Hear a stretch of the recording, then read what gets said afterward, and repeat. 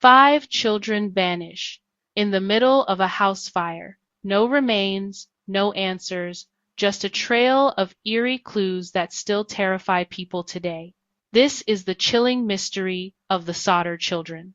Hey guys, welcome back to True Red Stories, where we dive into the world's darkest mysteries and chilling legends. Tonight's case is one that refuses to fade with time, leaving behind more questions than answers. Was it a simple tragedy or something far more sinister? Stay tuned, because this story will have you questioning everything. And before we begin, make sure to like, subscribe, and leave a comment. Your support keeps these dark tales alive. Christmas Eve, 1945, in Fayetteville, West Virginia. The Sodder family home glowed with warmth as 9 of George and Jenny Sodder's 10 children were home, excited for Christmas morning. Marion, the oldest daughter, let her siblings stay up late as laughter echoed through the house. Jenny eventually sent the younger children to bed, unaware of the tragedy about to unfold. After midnight, Jenny was startled awake by a wrong number call, with laughter and clinking glasses in the background. On her way back to bed, she noticed the lights still on and the front door unlocked. She turned off the lights, locked up, and returned to bed. Not long after, a loud thud hit the roof, followed by a rolling noise.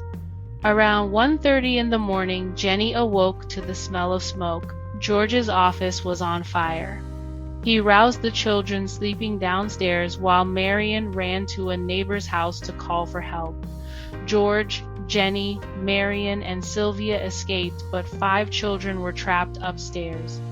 The staircase was engulfed in flames.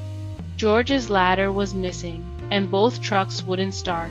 The family watched helplessly as the house burned. The house was gone, and 5 Sodder children were missing. The nightmare had begun. To understand the mystery, you must know the Sodders. George, an Italian immigrant, built a successful trucking business and a large family with Jenny, daughter of Italian immigrants. 10 children filled their home with life. 2 sons were away at war, the rest at home. Their house, built by George, was a symbol of their American dream. Fayetteville was a small town and the Sodders were respected, but George's outspoken anti-Mussolini views made him enemies. The family looked forward to a bright future. The war was over, business was good, their sons would soon return. Maurice loved engines. Martha was responsible. Louis was mischievous. Jenny and Betty were inseparable. Sylvia was the baby. They were a close-knit family full of hope. But on Christmas Eve, everything changed. The fire would shatter their world and leave questions that would haunt them forever. The Sodder story was about to become a legend. Their tragedy would echo far beyond Fayetteville. The family's strength would be tested in unimaginable ways. The search for answers would define the rest of their lives. The Sodders were about to become the center of one of America's greatest mysteries. The fire was only the beginning. The real mystery was just starting. In the aftermath, the Sodder family faced a haunting silence. The fire was over, but the questions had just begun. Neighbors gathered at the ruins, offering comfort, but no answers. The community was shaken by the tragedy. Authorities searched the ashes for any sign of the missing children, but nothing was found. Rumors spread quickly. Some believed the fire was an accident, others whispered of foul play. George and Jenny clung to hope, refusing to believe their children were gone forever. The investigation was slow and frustrating. Evidence was scarce, and official explanations left the family unsatisfied. As days turned into weeks, the Sodders began their own search for the truth. They questioned everyone, retraced every step, and refused to let the case be forgotten. The pain of loss was matched only by the mystery that now surrounded their lives. No remains were found in the ashes, deepening the family's suspicions. The official story was that the fire was too intense, but George, who worked with coal, doubted this. He knew even the hottest fires left something behind. Jenny conducted her own experiments, burning animal bones, always finding fragments left. The lack of remains made the tragedy even more unbearable. The authorities closed the case quickly, issuing death certificates within days, but the Sodders couldn't accept it.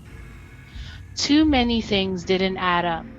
They began to suspect something far more sinister. The search for the truth had just begun, and the Sodders would never stop looking for answers. They began to suspect something far more sinister. The fire was only the start of the mystery. The search for the truth had just begun. The Sodders would never stop looking for answers. The morning after the fire, the Sodders searched the ruins for any sign of their children. No bones, no remains, nothing. The official explanation was total cremation, but George and Jenny knew better. Fires, even hot ones, don't erase all traces of bone. The authorities insisted the children had died, but the Sodders doubted it. The missing ladder, the disabled trucks, the cut phone line, too many coincidences. The Sodders began to believe their children hadn't died in the fire at all. They believed the children had been taken. Their grief turned to determination. The quest for answers became their life's work.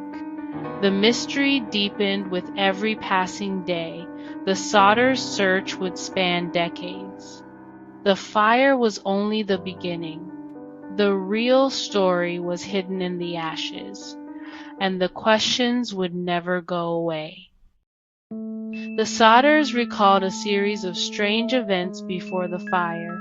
A stranger warned George about faulty wiring, though the house had just passed inspection. Another man, angry after George refused to buy life insurance, threatened, "Your house will go up in smoke, and your children will be destroyed." The missing ladder was found thrown in a ditch far from the house. George's trucks had been tampered with, the wires cut. The phone line was severed, not burned. The fire department's response was suspiciously slow. All these details pointed to something more than an accident. The Sodders saw a pattern: sabotage, threats, a fire that destroyed everything but left no trace of the missing children. The official story didn't fit. The evidence suggested a plot. The Sodders were convinced their children had been taken. The mystery was deeper than anyone realized. The search for the truth would never end. 4 years after the fire, the Sodders hired experts to excavate the site. They found a few bone fragments, human vertebrae, but they didn't match the missing children. The bones showed no signs of fire and belonged to someone older. The fire chief had claimed to find a heart in the ashes, but it was just beef liver, planted as a bizarre deception. A bus driver reported seeing people throwing balls of fire at the house that night. The Sodders found a strange, rubbery object in the yard, possibly an incendiary device. The authorities dismissed these findings. The case remained closed, but the clues kept piling up. The Sodders felt ignored, their evidence disregarded. Every discovery raised more questions. The official story unraveled. The Sodders' search became a crusade. The truth seemed just out of reach. The mystery only deepened. The Sodders refused to give up. The Sodders turned their grief into action. In 1952, they erected a billboard on Route 16, displaying photos of the 5 missing children and offering a reward. The billboard became a landmark, keeping the case alive for decades. Tips poured in from across the country, sightings, rumors, and leads. The Sodders chased every clue, traveling far and wide, but always hitting dead ends. A photo arrived in 1967 showing a young man resembling Louis Sodder with a cryptic message on the back. The family was electrified, but the lead went nowhere. The billboard was updated with the new photo, a symbol of hope and heartbreak. The search became a lifelong mission. The mystery drew national attention. The Sodders' determination inspired others. The case became legend. The missing children's faces watched over Fayetteville for 35 years. The family never gave up hope. The billboard stood as a testament to their love and their unanswered questions. What really happened to the Sodder children? The official theory, a tragic fire, total destruction, no remains. But this explanation ignores the missing ladder, tampered trucks, cut phone line, lack of remains. The alternative abduction. The fire was a cover for kidnapping, possibly in retaliation for George's anti-Mussolini views. The evidence fits, but the motive and logistics remain murky. Could the mafia or a personal enemy have orchestrated such a plot? Why did no child ever come forward? Theories abound, but proof is elusive. The case is a tangle of contradictions. Every answer leads to more questions.